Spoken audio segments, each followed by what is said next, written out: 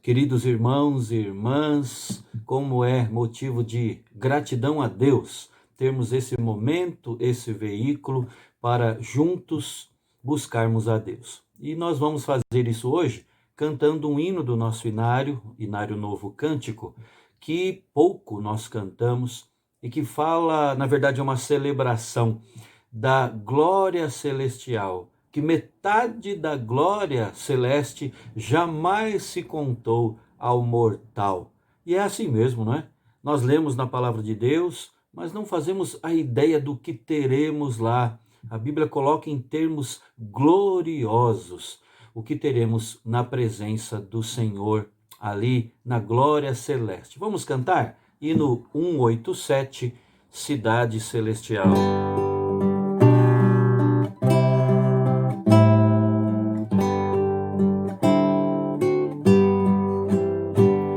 Tenho lido da bela cidade, situada no reino de Deus, com seus muros de jaspe luzente,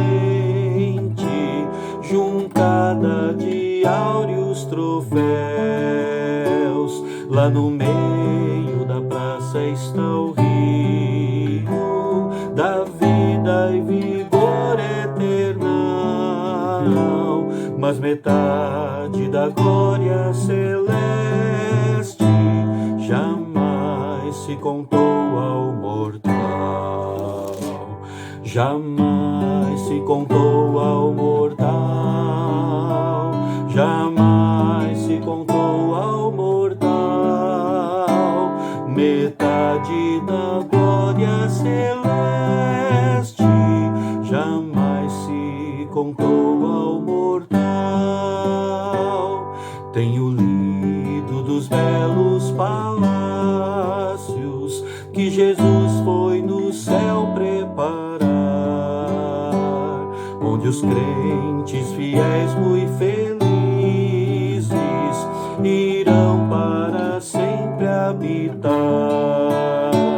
Nem tristeza, nem dor, nem velhice atinge a mansão eternal, mas metade da glória celeste jamais se contou ao mortal. Jamais se contou ao mortal. Jamais se contou ao mortal. Metade da glória celeste jamais se contou ao mortal. Tenho lido das vestes brilhantes, das coroas que os salvos terão, quando o Pai o chamar proclamando, tereis eternal galardão. Tenho lido que os santos na glória pisam ruas de ouro e cristal, mas metade da glória celeste jamais se contou ao mortal. Jamais se contou ao mortal.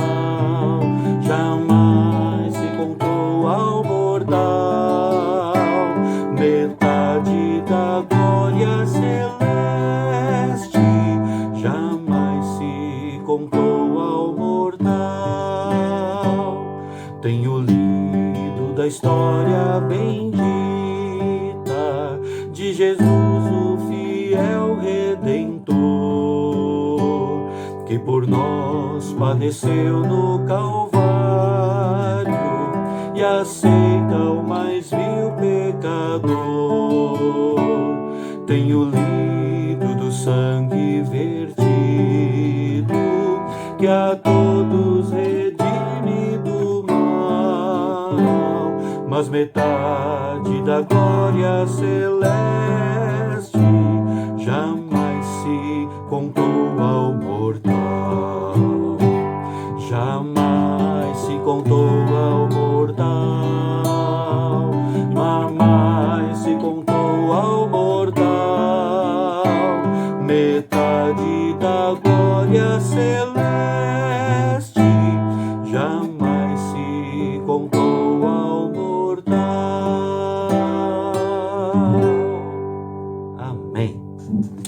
grandes verdades, não é? Pouco cantadas por nós, mas gloriosas verdades. Muito bem, eu quero orar com você e depois nós vamos ler na palavra do Senhor. Feche os seus olhos.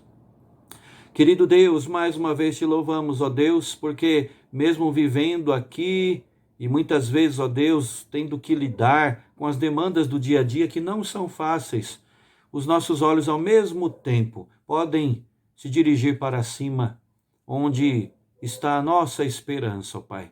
Ajuda-nos a viver aqui antes da tua vinda, enquanto o Salvador não vem, com os pés no chão, sim, como cidadãos desta pátria terrena, mas, sobretudo, com os olhos voltados para o céu, com esperança no coração, ó Deus, comandados, ou tendo a vida comandada, a vida aqui na terra, comandado, ó Deus, pelos princípios eternos do Senhor. Nos ajude, ó Deus, no que tem nos preocupado. O Senhor conhece cada coração, cada vida, cada um daqueles que estão agora conosco neste propósito de te buscar nesta hora. Ó Deus, dispensa o teu favor, fortalece aqueles que estão enfraquecidos, anima aqueles que estão desalentados, ó Pai, leva a tua paz aos corações que sofrem.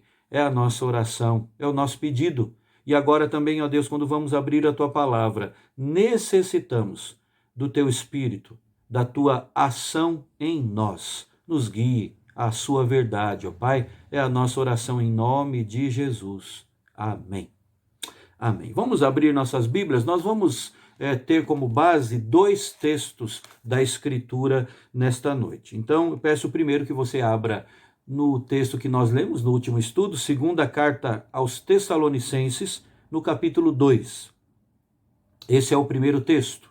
Segunda aos Tessalonicenses, capítulo 2, a partir do verso 1 ao verso 12, que nos diz: Irmãos, no que diz respeito à vinda de nosso Senhor Jesus Cristo e à nossa reunião com Ele, nós vos exortamos a que não vos demovais da vossa mente com facilidade, nem vos perturbeis, quer por espírito, quer por palavra, quer por epístola, como se procedesse de nós, supondo tenha chegado o dia do Senhor.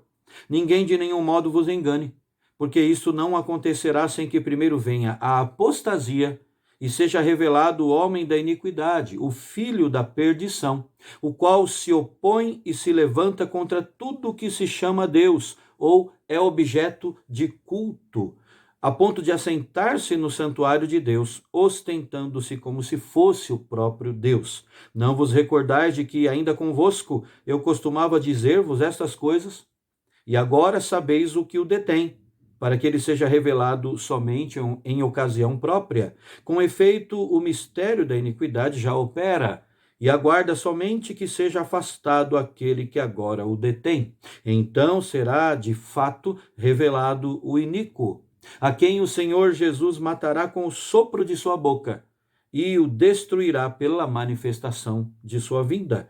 Ora, o aparecimento do iníquo é segundo a eficácia de Satanás, com todo o poder e sinais e prodígios da mentira, e com todo o engano de injustiça aos que perecem, porque não acolheram o amor da verdade para serem salvos. É por este motivo, pois, que Deus lhes manda a operação do erro, para darem crédito à mentira, a fim de serem julgados todos quantos não deram crédito à verdade. Antes, pelo contrário, deleitaram-se com a injustiça. E eu convido você a ler também no livro do Apocalipse, no capítulo 13, os 10 primeiros versos. Apocalipse 13, a partir do verso 1 até o versículo 10. Texto que nos diz: Vi emergir do mar uma besta que tinha 10 chifres e 7 cabeças, e sobre os chifres 10 diademas, e sobre as cabeças nomes de blasfêmia. A besta que vi era semelhante a leopardo, com pés como de urso e boca como de leão, e deu-lhe o dragão, o seu poder, o seu trono e grande autoridade. Então vi uma de suas cabeças como golpeada de morte, mas essa ferida mortal foi curada, e toda a terra se maravilhou seguindo a besta, e adoraram o dragão, porque deu a sua autoridade à besta. Também adoraram a besta, dizendo: quem é semelhante à besta? Quem pode pelejar contra ela? Foi-lhe dada uma boca que proferia arrogâncias e blasfêmias e autoridade para agir 42 meses. Se abriu a boca em blasfêmias contra Deus para lhe difamar o nome e difamar o tabernáculo, a saber, os que habitam no céu. Foi-lhe dado também que pelejasse contra os santos e os vencesse. Deu-se-lhe ainda autoridade sobre cada tribo, povo, língua e nação, e adorá-la-ão todos os que habitam sobre a terra, aqueles cujos nomes não foram escritos no livro da vida do Cordeiro, que foi morto desde a fundação do mundo. Se alguém tem ouvidos, ouça. Se alguém leva para cativeiro vai. Se alguém matar a espada, necessário é que seja morto a espada. Aqui está a perseverança e a fidelidade dos santos. Irmãos, nós terminamos o último estudo nosso falando que o anticristo vai aparecer como a única saída para trazer solução a essa grande confusão mundial, não é? Lemos até o próprio texto de Apocalipse 13, verso 1, que fala da besta, o anticristo, emergindo do mar. O mar são os povos em convulsão, a turbulência desses dias de dificuldade que cada vez mais aumentará. Então, ele emerge do mar, não é? O anticristo sendo elevado no meio de muita turbulência como sendo a solução. E também pontuamos no final do último estudo que isso, na verdade, é o engano do anticristo, porque não há salvação em nenhum outro, posto que abaixo do céu não existe nenhum outro nome dado entre os homens, pelo qual importa que sejamos salvos. Mas temos mais informações da Escritura a respeito da figura e da realidade do anticristo. É dito ainda que ele agirá no poder de Satanás. Em primeiro lugar, irmãos, o anticristo vai se manifestar como um grande milagre. Essa é a verdade. Nós lemos aqui em Apocalipse 13 que é uma das cabeças da besta, não é? Verso 3, então vi uma de suas cabeças como golpeada de morte, mas essa ferida mortal foi curada, e toda a terra se maravilhou, seguindo a besta. Ou seja, irmãos, o anticristo vai surgir como sendo um grande milagre, e vai distinguir-se como uma pessoa sobrenatural, com poderes sobrenaturais, através desse ato, um simulacro, uma imitação da própria ressurreição de Cristo, não é? Quando ele, golpeado de morte, vai então ser curado, e isso vai maravilhar toda a terra, é o que diz o texto. Além disso, em segundo lugar, nós vemos também que ele vai realizar milagres grandiosos, vamos dizer assim, estupendos, grandes milagres. Lá no texto da carta aos Tessalonicenses que lemos, no versículo 9, o apóstolo Paulo diz que o aparecimento do iníquo é segundo a eficácia de Satanás, com todo o poder e sinais e prodígios da mentira. Como você deve saber, não é porque existe algo que nos pareça sobrenatural, milagroso, que ali está a mão de Deus. E aqui é a prova disso, o anticristo realizando, operando grandes milagres, sinais na eficácia de Satanás. Outra coisa, em terceiro lugar, o anticristo vai ditar e disseminar muitos falsos ensinos, porque ele virá para enganar, não é? Nesse tempo, irmãos, os homens não suportarão a sã doutrina. É o que nós vemos aqui, Paulo, aos Tessalonicenses, o texto lido há pouco, diz que é por este motivo, pois que Deus lhes manda a operação do erro, para darem crédito à mentira. Então é nesse contexto que as pessoas não vão suportar a doutrina bíblica sadia, saudável, fiel à Escritura, mas vão obedecer a espíritos enganadores, a ensinos de demônios. Em quarto lugar, o anticristo vai governar ainda na força de Satanás. Apocalipse 13, verso 2, diz que deu-lhe o dragão o seu poder, o seu trono e a grande autoridade. O dragão aqui é o diabo. Então, o anticristo vai receber de Satanás o seu trono, o seu poder, a sua autoridade. Isso significa, irmãos, que o seu governo será universal, não é? Satanás é o príncipe deste mundo. O mundo inteiro jaz no maligno. Portanto, o anticristo agirá no poder de Satanás, na força do próprio adversário, inimigo das nossas almas.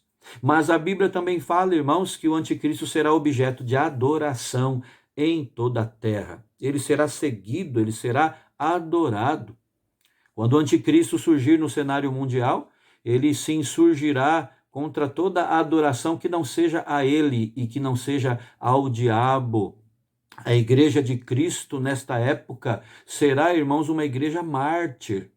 Apocalipse 13, o versículo 7 fala sobre isso, né? Foi-lhe dado também que pelejasse contra os santos e os vencesse. Ou seja, por um momento, esta agressão, esta violência promovida pelo anticristo, pelo próprio diabo, o anticristo na força e no poder do diabo, por um momento ele vai vencer. E a igreja, os santos aqui citados, a igreja só vai vencer o dragão e o representante máximo dele, do diabo, que é o anticristo, mediante o sangue do cordeiro, as armas, né? Que são o sangue do cordeiro e a palavra do testemunho. Isso indica, irmãos, que os cristãos de verdade vão preferir morrer a adorar o anticristo. O grande e último plano do anticristo é levar os seus seguidores, os seus súditos a adorarem a Satanás. O verso 3 e 4 de Apocalipse 13. E toda a terra se maravilhou, seguindo a besta, e adoraram o dragão, porque deu a sua autoridade à besta. Outro ponto que é importante termos bem definido na nossa mente é que o anticristo fará oposição aberta a Deus e à igreja de Cristo. O anticristo será um opositor contumaz de Deus.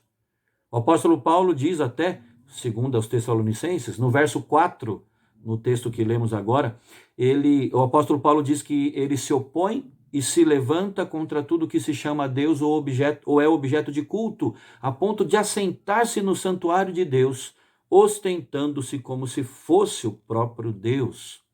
Ele fará também violenta e esmagadora oposição contra nós, contra a igreja do Senhor. Fará guerra contra os santos e, como já vimos aqui há pouco, vai prevalecer contra eles, não é?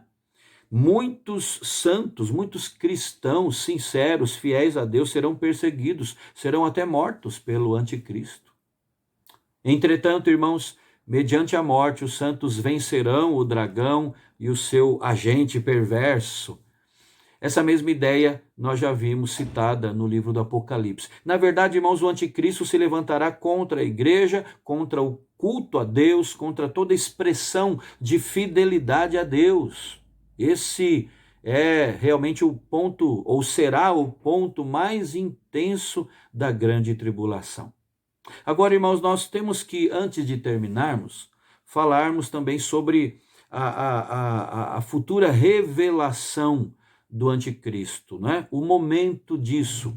Porque o apóstolo Paulo, aqui no texto da segunda carta aos Tessalonicenses, ele diz que o anticristo será ou está sendo detido por algo e por alguém. Você já notou isso? Versos 6 e 7. Segundo aos Tessalonicenses 2, versos 6 e 7. Os versículos dizem assim: e agora sabeis o que o detém. Está se referindo a algo, alguma coisa. Sabeis o que o detém, para que ele seja revelado somente em ocasião própria. Com efeito, o mistério da iniquidade já opera e aguarda somente que seja afastado aquele que agora o detém. Ou seja, a ideia de alguém, a referência a alguém. Antes foi a algo ou alguma coisa, agora é uma referência a alguém. Bem, muita discussão se tem levantado em torno desse assunto, né? Quem é esse algo? Quem é esse, ou melhor, o que é esse algo e quem é esse alguém?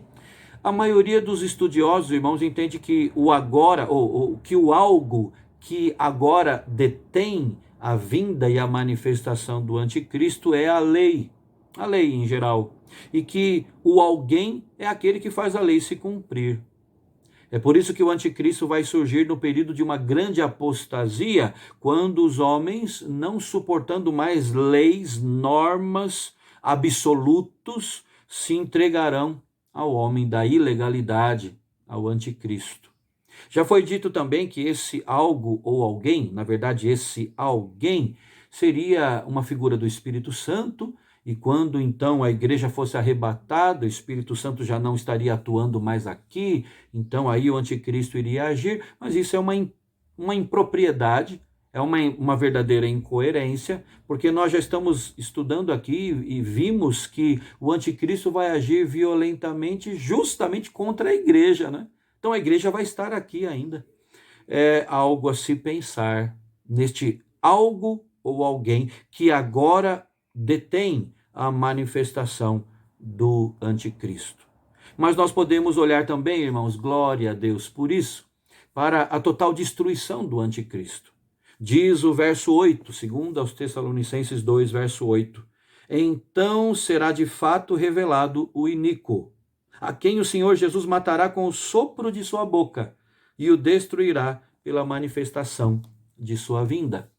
Irmãos, o fato é que, a despeito de tudo isso, apostasia, grande tribulação, a manifestação e a ação agressiva, violenta do anticristo, Jesus venceu. A despeito disso tudo, Jesus está vencendo. A despeito disso tudo, Jesus vencerá. Jesus é aquele que era, que é e que há de vir, diz o texto sagrado. O nosso grande rei e salvador virá do céu. Isso é o testemunho bíblico, com grande poder, com uma excelsa glória. Virá acompanhado de um séquito poderoso de anjos. E então, como lemos, matará o anticristo, destruirá o anticristo com o sopro da sua boca, o destruirá pela manifestação da sua vinda. Então, o dia do Senhor, o dia do retorno do nosso Salvador, será um dia de alegria, um dia em que os salvos, os eleitos serão reunidos, um dia de juízo sobre os inimigos do Senhor. Como diz o profeta Daniel no capítulo 8 do seu livro, ele será quebrado sem esforço de mãos humanas. Jesus descerá dos céus não mais como um servo montado num jumentinho. Jesus virá cavalgando sobre as nuvens, com clangor de trombetas, como o leão de Judá, que é e que sempre foi, como o rei dos reis, como o juiz de toda a terra. E aí tirará o domínio do anticristo para o destruir e o consumir até o fim. Louvado seja Deus, não é, irmãos? Porque no meio dessa avalanche infernal de apostasia, vai existir aqueles que foram selados por Deus, existirão os chamados, os escolhidos de Deus, aqueles que preferirão até a morte a serem infiéis a Deus. A quantas anda a minha e a sua fidelidade ao Senhor? Irmãos, que estas palavras consolem os nossos corações e que nós sejamos fortalecidos com essas promessas do Senhor. Ao mesmo tempo, que tenhamos os olhos bem abertos para o que já começa a acontecer, porque acontecerá nos últimos dos últimos dias. Vamos orar agora em família? Deus abençoe a sua vida, esteja aí derramando a sua alma agora em oração, interceda pelos seus irmãos. Vamos agora nos derramar na presença do Senhor, que um dia virá e cujo dia se aproxima. Um forte abraço e até o nosso próximo estudo, se assim Deus quiser.